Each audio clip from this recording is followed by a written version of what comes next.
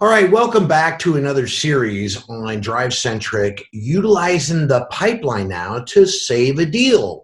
So I want to go over some stats real quick, make sure you realize what we're talking about when it comes to listening to the customer's buying behavior.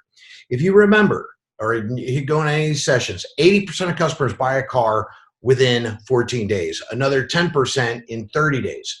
So it's a race to engagement. And when we get those customers in the buckets, it's very important to push them to the next step. So let's talk about how to leverage the pipeline to save a deal faster. So now we got the pipeline right in front of us. And one of the things we like to help our managers, along with salespeople, is identify what is the hottest bucket. Well, your hottest bucket is going from right to left. We have 95 sold that aren't delivered. Now, in the previous video, we were talking about those are locate, pending finance. So these are hot deals we have to try to push across the curve. Now, for desk managers, where you want to go save the next deal that's really hot are the proposal customers. So I'm going to click on the proposal bucket. Now, what I'm going to do here is scroll down to customers around the 3-day mark. Why do I do that?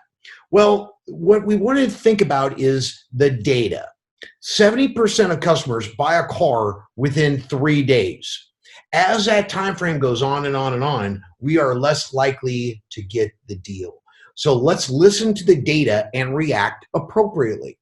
Now, over here on the right side is an activity counter on what your salespeople have done for you lately.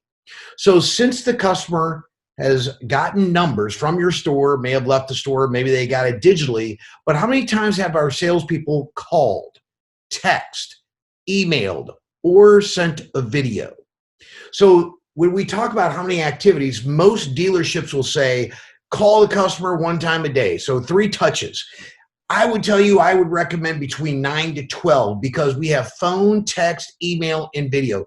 3 isn't doing it because we're usually picking up the phone and we know that most people don't pick up the phone. What's ironic here is we have to really celebrate what text is doing in DriveCentric. When you see green, that means the customer has engaged us back by that form of communication. So by looking at this, Tom Jones here has got 12 texts outgoing to this customer in 3 days.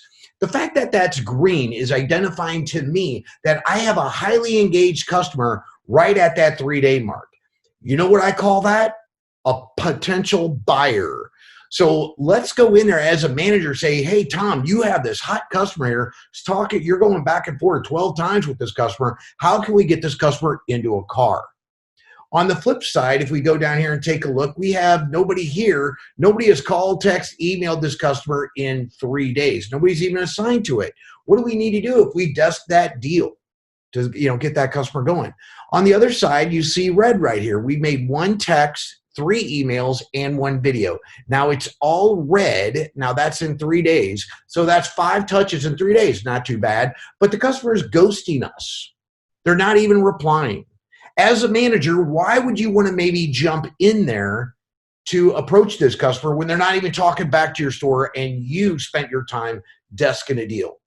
Now, you could go in there and approach it differently, obviously, because they haven't engaged you. But you can approach an engaged customer now much differently than an unengaged customer, which is very important for you to look at. Now, the next thing we want to cover is how your salespeople are going to be working either their work plan or their pipeline. Now, if you are going to be coaching your salespeople to do a better job one-on-one, you have a column here that says next task. So you can see that Joey has an overdue task today. These are customers around the 3-day mark, obviously very important to follow up. Now, they will be on the work plan as well. But where do we want to work smart?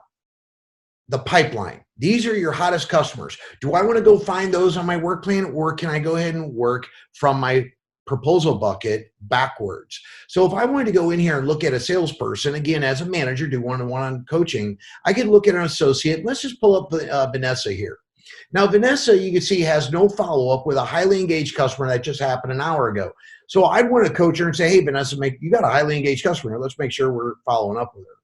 But if I'm Vanessa, I want to work this today. I got to work this. I have to work this customer, work that customer. These are all overdue tasks that will also be on my work plan. So it's a good way for you to coach your salespeople to work smart to identify where the hottest prospects are. And these people are in the proposal bucket. So let's not forget that.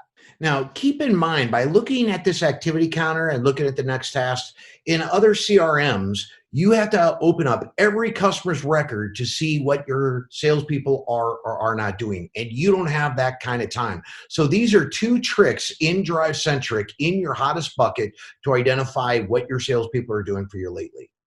Now, one of the things I want to point out here is you can modify these columns. Some of the managers like to modify the columns and add things like you have a trade, but we don't see the vehicle they're interested in. Simply click on this counter right here, this little book, and I could scroll down and you could see all the different items that we could build across the columns. Let's add the vehicle, year, make, model, and trim.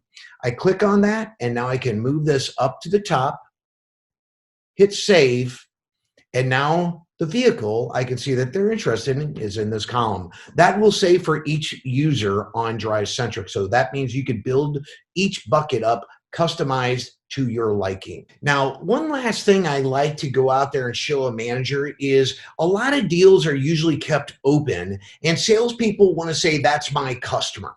Well, one of the things I could do is go in here and look by the date of the proposal inside the CRM. And now we'll see customers could be out there several months old, like what we see right here. How nice would it be to say Leo has, for example, oh, Leo says, that's my customer. Well, Leo, you haven't done anything in 2 months. The question you have to ask your dealership is, what is your retention rules? So you can basically say, Leo, you haven't done anything in 2 months with that customer. The last time you engaged him was 7 months ago. I think that is not your customer unless the customer asks for you. So I hope this is good information you could see in the proposal bucket. And again, if we want to just get right back to the original pipeline, I click right here, the home button, and now we're back at the pipeline. So tune into the next session where we're going to talk and educate about leveraging the conversation screen.